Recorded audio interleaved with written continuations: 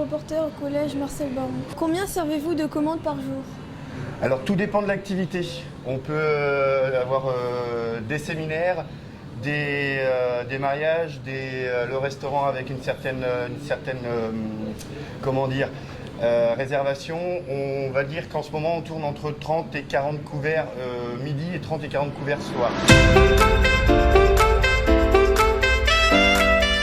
Alors j'ai un parcours plus ou moins classique, apprentissage, donc en formation en entreprise et à l'école, et après un parcours, on va dire par soi-même, avec différentes sortes de restauration, que ce soit de la restauration gastronomique, de la restauration traditionnelle, aussi bien des crêpes, des pizzas, ainsi de suite.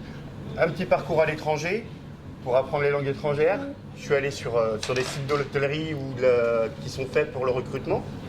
Et j'ai vu l'établissement en photo. Alors déjà là c'est un premier point. Quand on voit les établissements, on peut avoir un flash sur l'envie d'aller travailler à cet endroit-là. C'est plaisant. Après c'est le discours avec les propriétaires dans l'embauche qui fait qu'on va y venir ou pas y venir. Voilà. Et puis après les prestations salariales, c'est aussi selon ses capacités de travail. Si on est débutant, on ne peut pas demander le salaire d'un chef de cuisine. Ou un chef de cuisine qui n'est pas bon, on ne va pas lui proposer un salaire qui est élevé.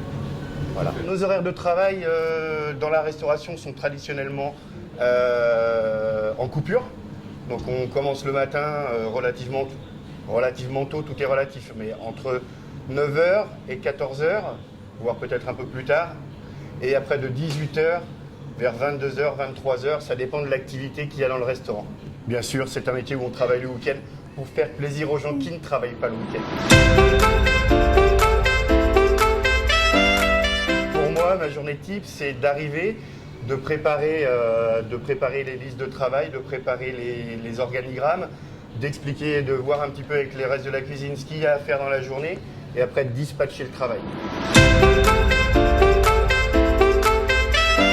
Ce que je peux conseiller aux élèves qui sortent de l'école, c'est de rentrer, de chercher l'établissement qui va leur convenir pour un temps limité, parce qu'on sait qu'on a besoin de bouger pour apprendre.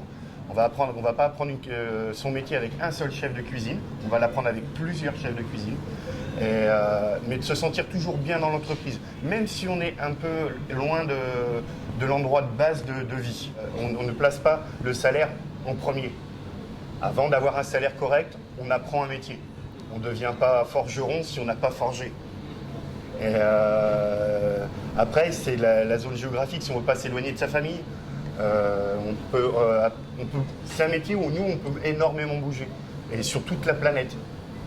Parce que si on parle un peu anglais, si on parle un peu anglais, on peut déjà bouger quasiment sur toute la planète. On est quand même au patrimoine mondial de l'UNESCO, la cuisine française, donc c'est important de la faire connaître à d'autres pays, et de prendre aussi la cuisine d'autres pays, parce que les autres cuisines sont très très bonnes aussi.